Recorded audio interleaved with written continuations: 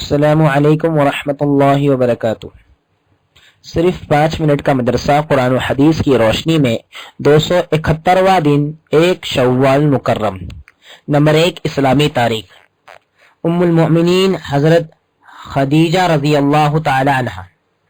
حضرت خدیجہ رضی اللہ تعالی عنہ بڑی باکمال اور نیک سیرت خاتون تھی۔ ان کا تعلق قریش کے معزز خاندان سے تھا۔ وہ خود بھی بااثر اور کامیاب تجارت کی مالک تھی۔ ان کی پہلی شادی ابو حالہ سے ہوئی، جن سے 2 لڑکے پیدا ہوئے۔ ان کے انتقال کے بعد دوسری شادی عتیق بن عابد مخجومی سے ہوئی، ان سے 1 لڑکی پیدا ہوئی۔ کچھ دنوں کے بعد عتیق کی بھی وفات ہو گئی۔ حضرت خدیجہ رضی اللہ تعالی عنہ کی شرافت و مالداری کی وجہ سے بہت سے سرداران قریش ان سے نکاح کرنے کے خواہش مند تھے، مگر انہوں نے سب کو انکار کر دیا۔ جب انہوں نے رسول اللہ صلی اللہ علیہ وسلم کی امانت و سچائی کی شہرت سنی تو ان سے نکاح کی رغبت پیدا ہوئی۔ مزید تسلی کے لیے آپ صلی اللہ علیہ وسلم کو مال تجارت دے کر اپنے غلام میسرہ کے ساتھ ملک شام بھیجا۔ پھر جب آپ صلی اللہ علیہ وسلم سفر سے واپس تشریف لائے تو حضرت خدیجہ رضی اللہ تعالی عنہ نے تجارت میں برکت اور آپ صلی اللہ علیہ وسلم کی امانت و اخلاق سے متاثر ہو کر خود نکاح کا پیغام بھیجا۔ رسول اللہ صلی اللہ علیہ وسلم نے اس کا تذکرہ اپنے مشفق چچا ابو طالب سے کیا۔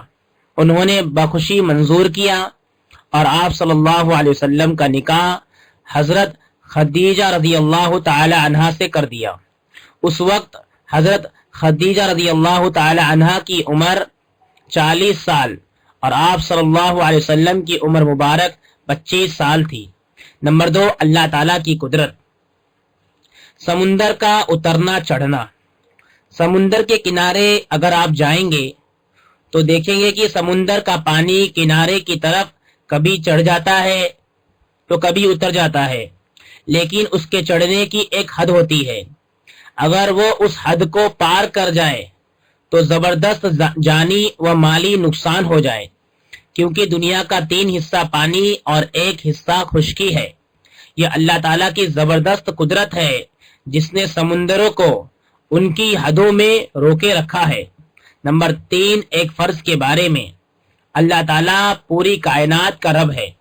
قرآن میں اللہ تعالیٰ فرماتا ہے، سن لو اللہ تعالیٰ ہی کا کام ہے پیدا کرنا اور حکم چلانا، وہ بڑے کمالات والا اللہ ہے جو تمام عالم کا پروردگار ہے۔ خلاصہ، پوری دنیا کا رب اللہ تعالیٰ کے علاوہ کوئی نہیں ہے، لہٰذا ہمارے لیے ضروری ہے کہ ہم اس پر ایمان لائیں اور اس کا حکم مانیں۔ نمبر 4 ایک سنت کے بارے میں، معاف کرنا۔ حضرت عائشہ رضی اللہ تعالی عنہ بیان کرتی ہے کہ رسول اللہ صلی اللہ علیہ وسلم نے اپنی ذات کے لیے کبھی کسی سے کوئی بدلہ نہیں لیا۔ نمبر 5 ایک اہم عمل کی فضیلت۔ شوال میں 6 روزے رکھنا۔ رسول اللہ صلی اللہ علیہ وسلم نے ارشاد فرمایا، جو شخص رمضان کے روزوں کو رکھنے کے بعد شوال کے 6 روزے بھی رکھے تو وہ پورے سال کے روزے رکھنے کے برابر ہے۔ فائدہ، جو شخص شوال کے پورے مہینے میں کبھی بھی ان 6 روزوں کو رکھے گا تو وہ اس فضیلت کو حاصل کر لے گا۔ نمبر 6 گناہ کے بارے میں، منافق کی نشانیاں۔ رسول اللہ صلی اللہ علیہ وسلم نے ارشاد فرمایا، منافق کی 3 نشانیاں ہیں، جب بات کرے تو جھوٹ بولے، وعدہ کرے تو پورا نہ کرے، جب کوئی امانت رکھی جائے تو اس میں خیانت کرے۔ نمبر 7 دنیا کے بارے میں، موت اور مال کی کمی سے گھبرانا۔ رسول اللہ صلی اللہ علیہ وسلم نے فرمایا، آدمی 2 چیزوں کو ناپسند کرتا ہے، حالانکہ دونوں اس کے لیے خیر ہے۔ ایک موت کو، حالانکہ موت فتنوں سے بچاؤ ہے۔ دوسرے مال کی کمی کو، حالانکہ جتنا مال کم ہوگا اتنا حساب کم ہوگا۔ نمبر 8 آخرت کے بارے میں، ہر ایک کو نام اعمال کے ساتھ بلایا جائے گا۔ قرآن میں اللہ تعالیٰ فرماتا ہے، وہ دن یاد کرنے کے قابل ہے جس دن تمام آدمیوں کو ان کے نام اعمال کے ساتھ मैदान हश्र में बुलाएंगे। फिर जिनका नाम आमाल उनके दाहिने हाथ में दिया जाएगा, वो खुश होकर अपने नाम आमाल को पढ़ने लगेंगे। उन पर एक धागे के बराबर भी जुल्म नहीं किया जाएगा। नंबर 9, तिब्बे नबी से इलाज, हर बीमारी का इलाज। रसूलुल्लाह सल्लल्लाहु अलैहि वसल्लम ने इरशाद फरमाया, अल्लाह ताला ने हर बीमारी के लिए दवा उतारी है। जब बीमारी को सही दवा पहुंचती है तो अल्लाह ताला के हुक्म से बीमारी ठीक हो जाती है।